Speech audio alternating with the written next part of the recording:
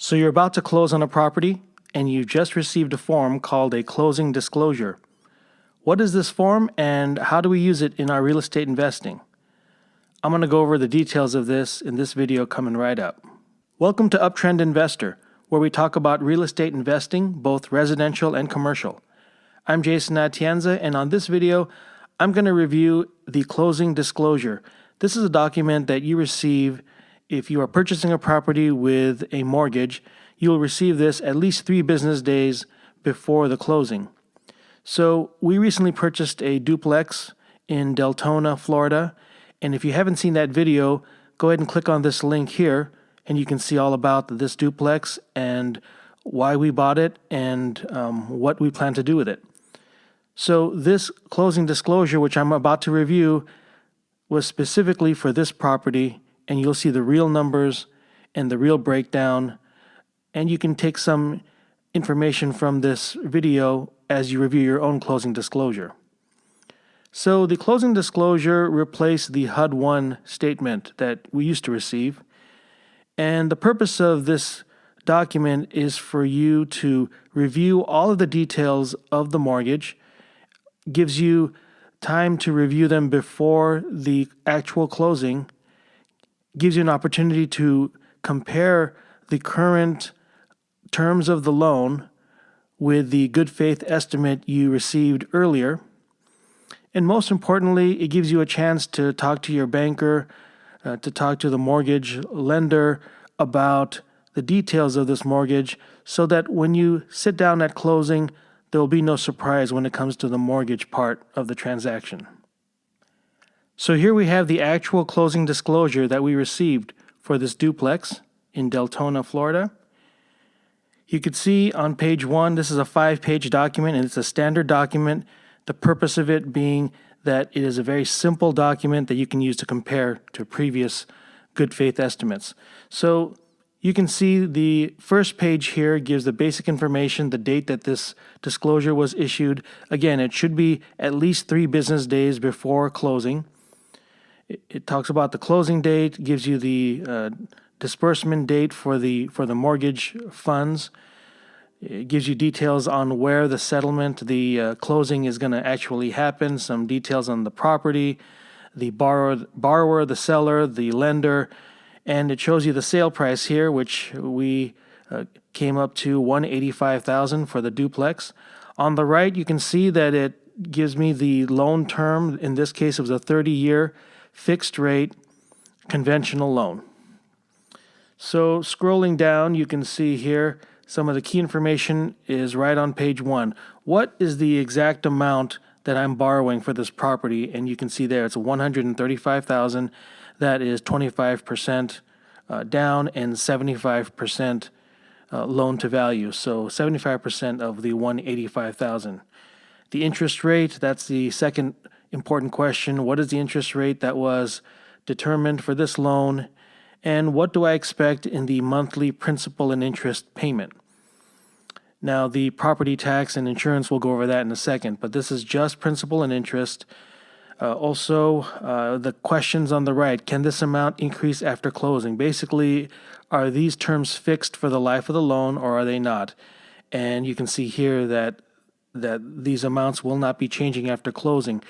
If you see any of these details that is not what you thought you were going to get or doesn't match your good faith estimate, this is the opportunity to talk with the bank, talk with a mortgage lender, and review why there's a difference.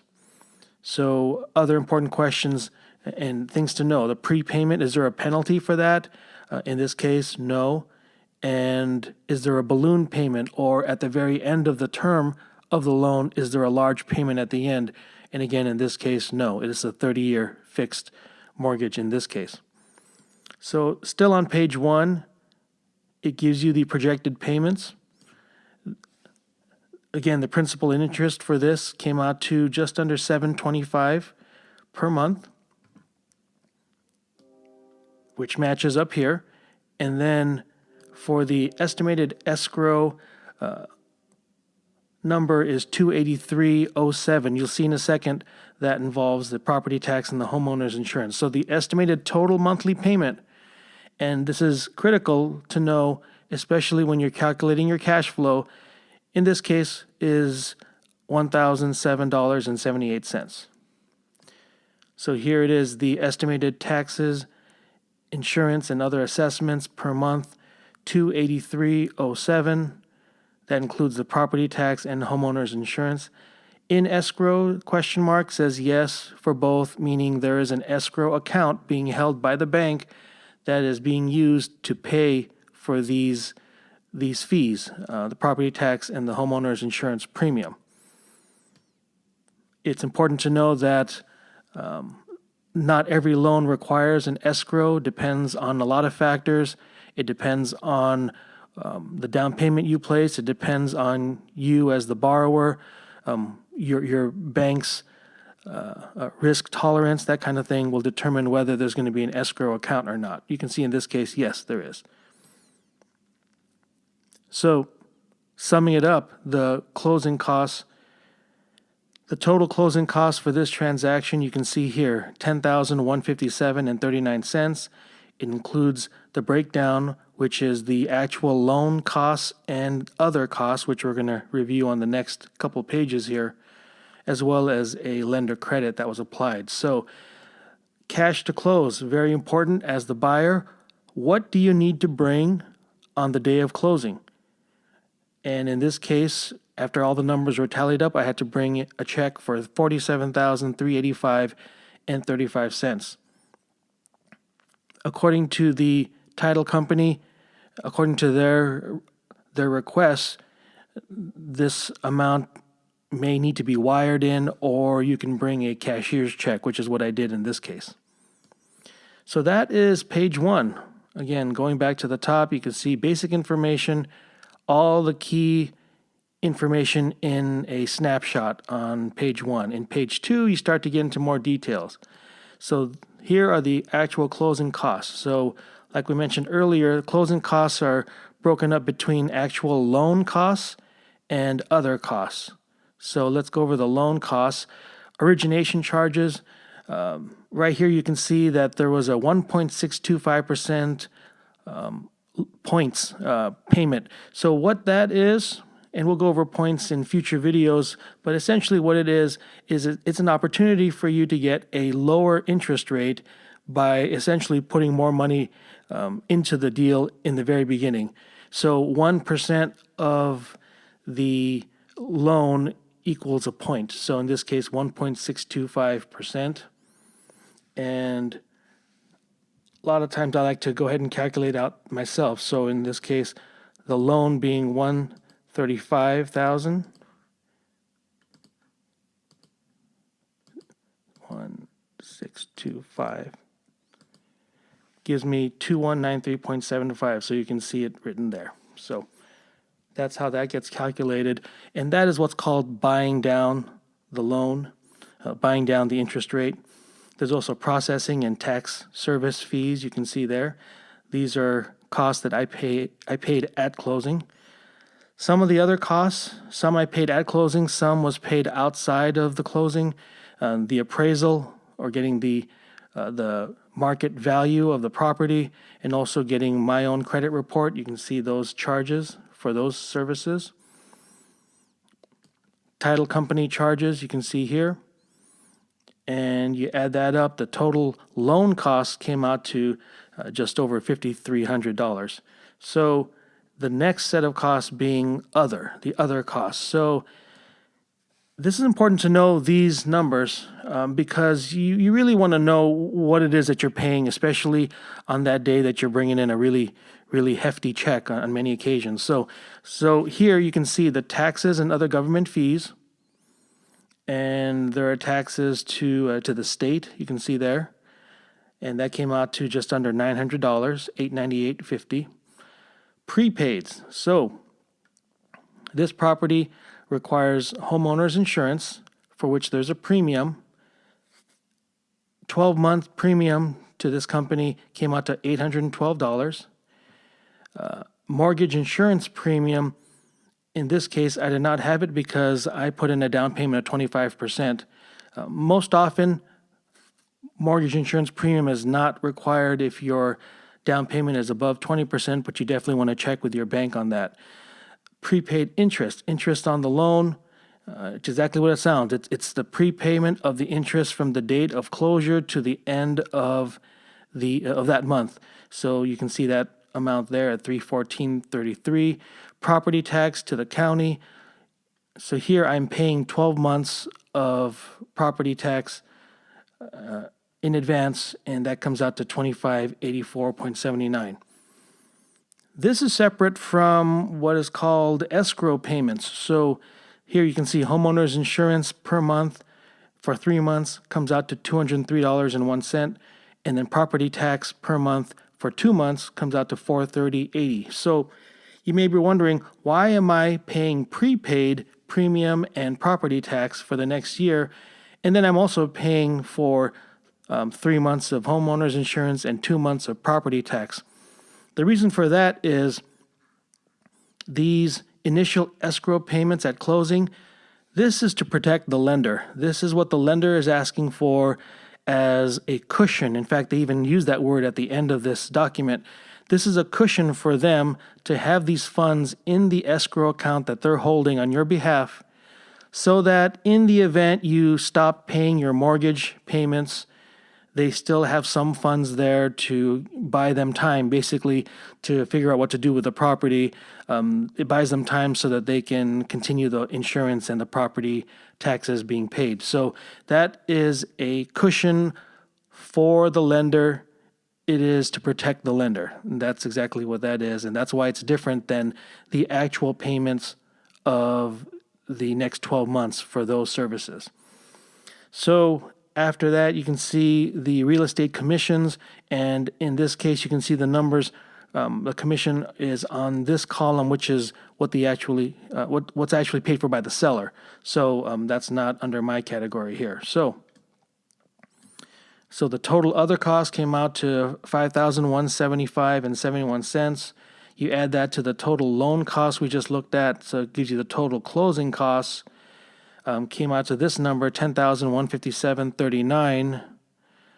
And then there was a lender credit, which was established earlier on. So that brings you to page 3, which is a little bit more detail, specifically on what it is that I need to bring at the time of closing. So calculating the cash to close. The whole purpose of this section here is a clear comparison between what the loan estimate was initially versus the final numbers. The closing costs, you can see there, the costs that were paid before closing, down payment that was expected, and then actual the deposit that I had placed and other adjustments. So that came down to the bottom line cash to close, which was estimated to be almost $60,000, turned out to be $47,385.35. So when you look back to the snapshot, you can see that number showed up right at the very bottom here, cash to close. Okay. So now this section, still on page 3, is the summary of the transactions. You can see that, again, the sale price and the closing cost paid at closing. And here you may wonder, okay, closing cost paid at closing is $95,106.96, whereas here the total closing cost was a little bit more. That's the difference, is because some of the total closing costs I paid before closing. This number is paid at closing. So you can see that's the amount that I had to pay. And then here are the amounts that have already been paid, either by myself through the deposit or funded by the bank in the form of the loan, as well as the cash credit that the seller was willing to do for some electrical work we wanted to have done. So you added all that up. There was a couple adjustments in there. There's this ad valorem, or according to value tax, which is the unpaid property tax. So you added all that up, and this gave me the total due from me at the time of closing, the total amount that has already been paid, and again, it gives us the same number of the cash I needed to close. Now you may see on the right, there's the seller's transaction. So this is the closing disclosure for me as the buyer. The seller transaction information is not on here. It appears in the settlement statement, which I'm going to review in a different video. So that statement shows everybody, buyer and seller transaction numbers. And going to page 4, you can see there are some key questions here. So I want to draw your attention to the right there, the escrow account. So it says here that, yes, I do have an escrow account, which again, it is an account that holds funds to be used for property tax and property insurance.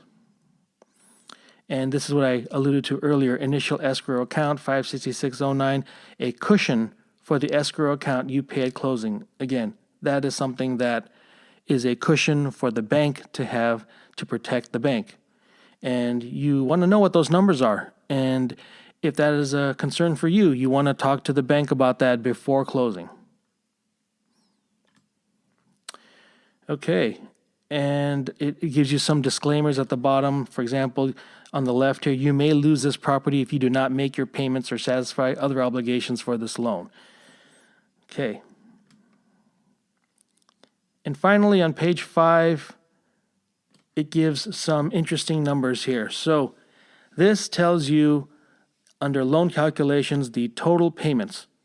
Total payments for the principal, interest, insurance, loan costs, and it gives you this number. Remember, this is for a loan of $135,000.